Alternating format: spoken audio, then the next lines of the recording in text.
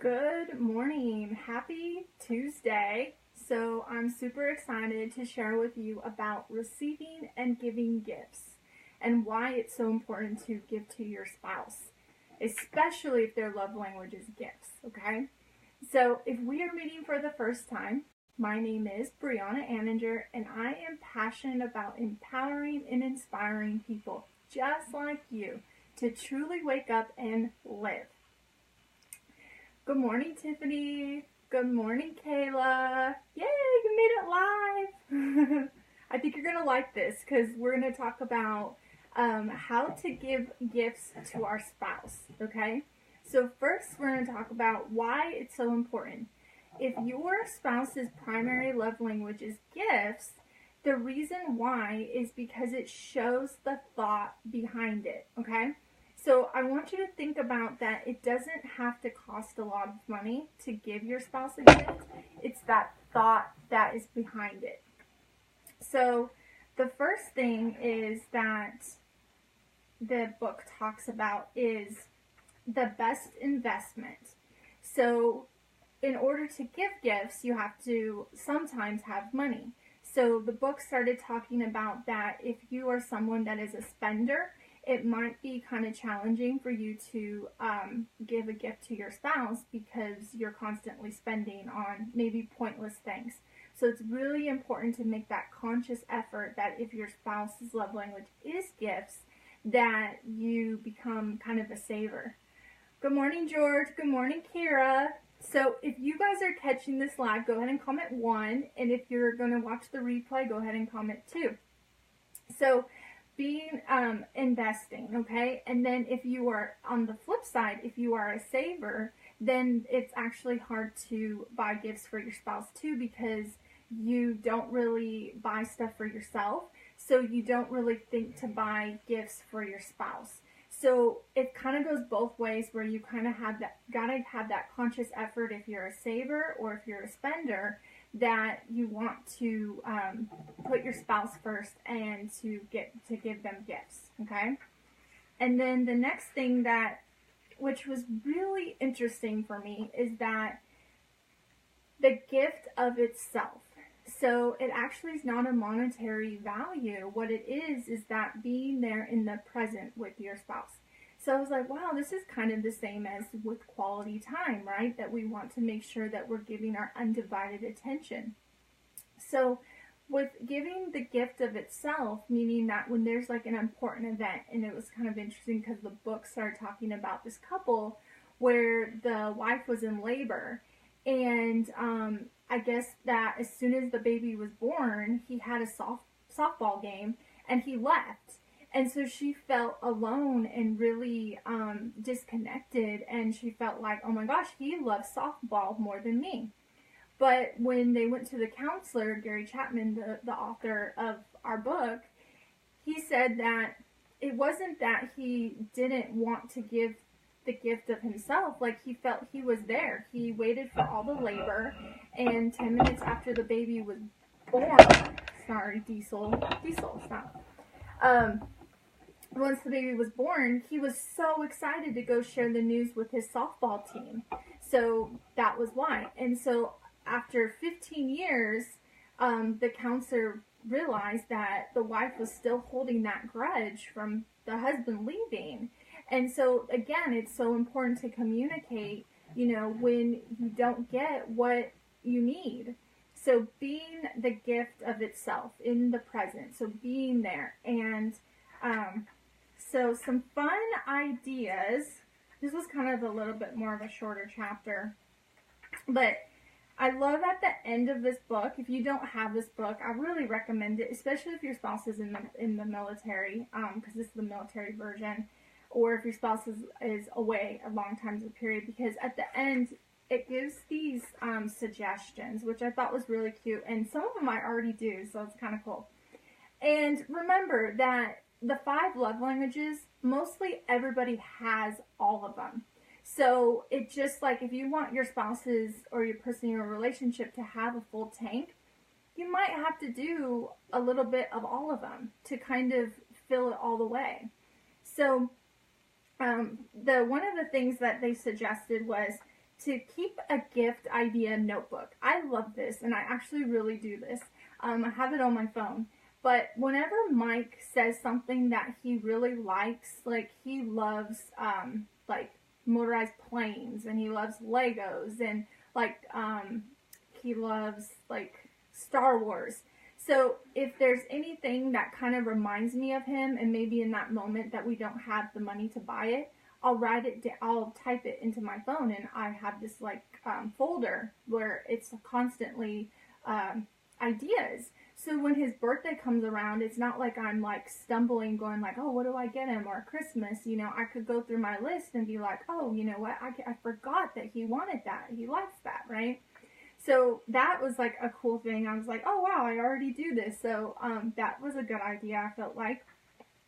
And then another one is about offering the gift of presents. So going back to what we talked about, but maybe asking your spouse if there was anything in this world or this time that you would want to enjoy. What would it be, and when would it be? And you might realize that going to maybe a baseball game, or going to the opera, or going to I don't know, going out dancing with your spouse, that it might mean something to them, you know. So again, ask them what they need to fill their tank. And also, this was cool about giving a living gift. So you can give a plant, and that could be something that you guys cherish, you know, together, of taking care of it. And so I just thought that these were some really great ideas, especially if, you know, maybe your spouse is that love language of gifts, but you don't realize that it's something, you know, what could you give them, right? And the other thing is that I wanted to share with you guys is that, oh yeah, also, I didn't know this, that oh gosh, where is it? It's in the book. The spouse appreciation day, that it's the Friday before Mother's Day. So I didn't know that. So if you are a military spouse, you know, appreciate them, that it's the Friday before Mother's Day. So do something fun, okay? And then what I wanted to share with you guys, like I talked about yesterday, was one of the things when Mike was deployed, that I made a book.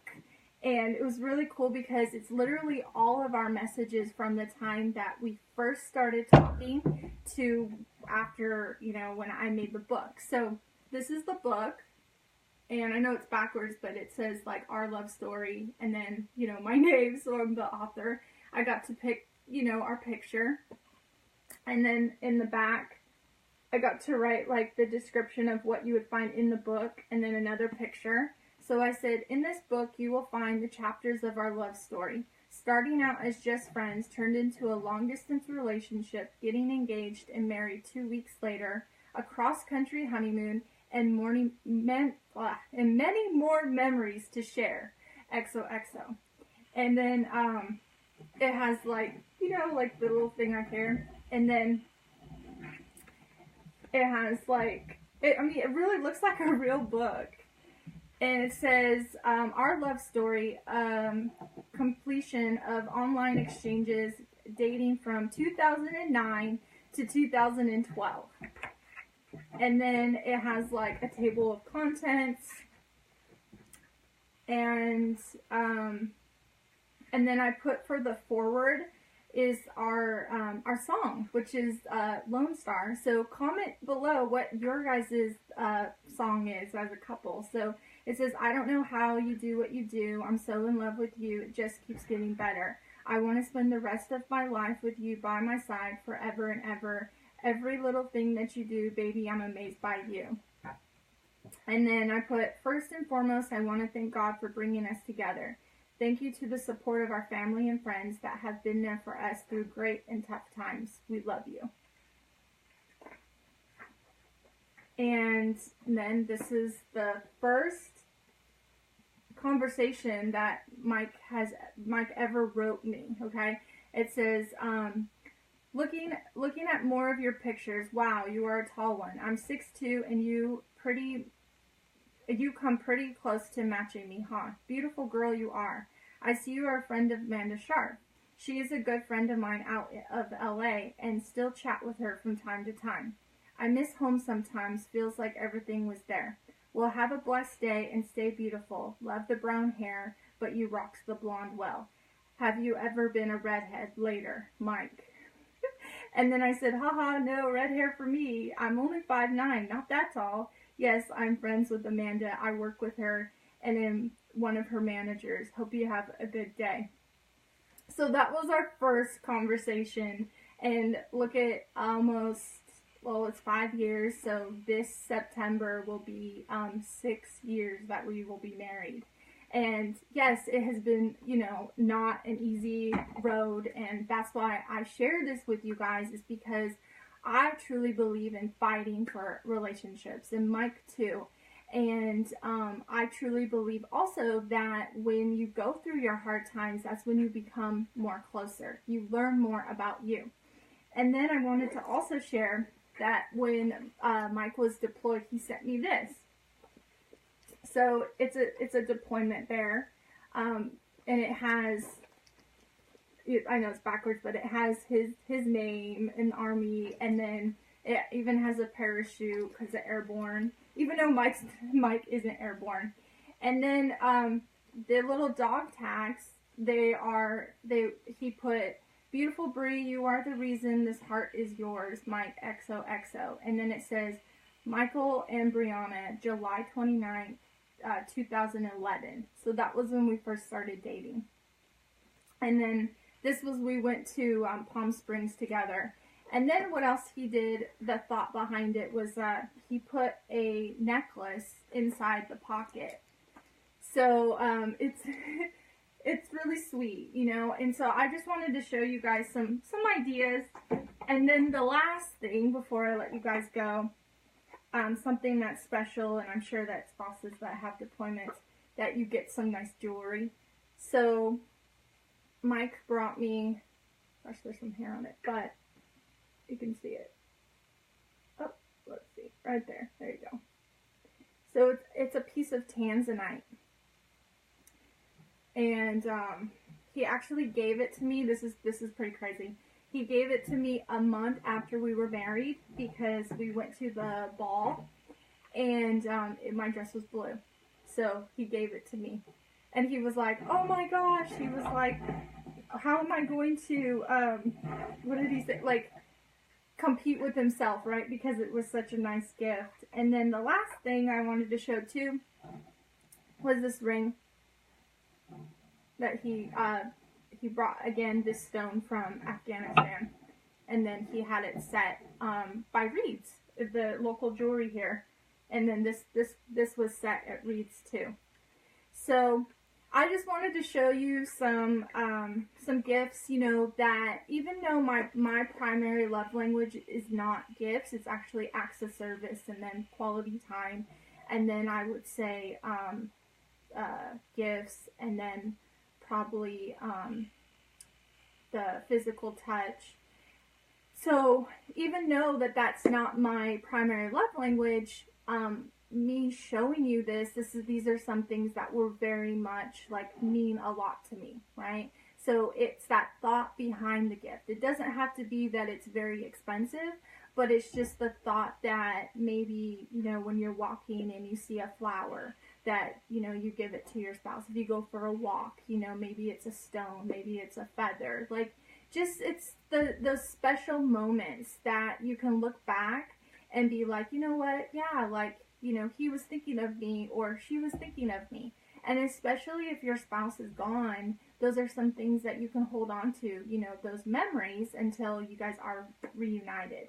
So I hope you guys have a great day. I hope this was helpful. I hope you guys like to see a little bit about, Mike and I, and where we started and where we are and where we're going, right?